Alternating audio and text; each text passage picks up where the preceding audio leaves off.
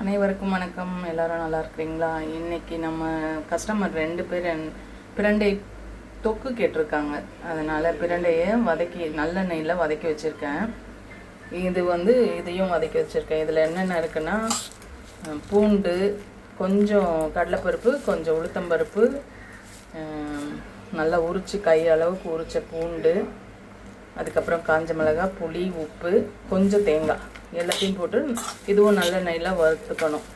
வறுத்துட்டு இது ரெண்டுத்தையும் ஒன்றா போட்டு நல்லா அரைச்சிடணும். நான் அரைச்சி கொண்டு வரேன். இந்த அளவுக்கு திக்காக அரைச்சிக்கணும். இதை தாளித்து நிறைய எண்ணெய் ஊற்றி தாளித்து அதுக்கப்புறம் நம்ம கொஞ்சம் நல்லா வதக்கிட்டு ஒரு பாக்ஸில் போட்டு ஸ்டோர் பண்ணிக்கலாம்.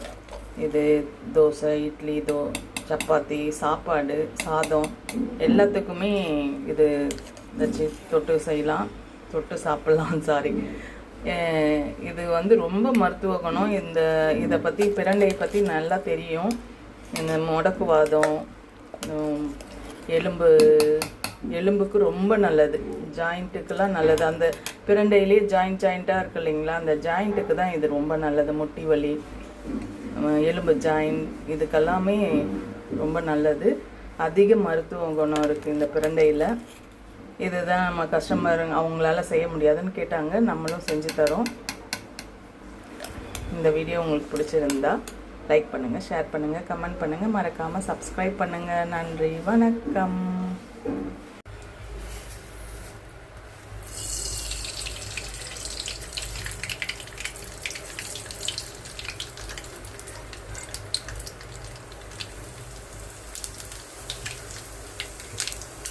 கடுகு, சீரகம், கொஞ்சம் உளுந்து இதை போட்டு தாளிச்சிட்டு கொஞ்சம் கருவேப்பிலை,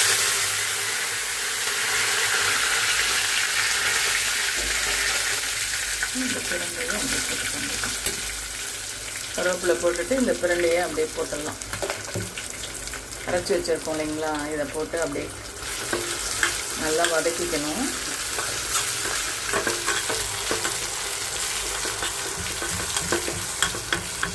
அவ்வளோதான், ஹெல்த்தியான ஒரு மருத்துவ குணமிக்க பிரண்டை தொக்கு ரெடி ஆயிடுச்சு.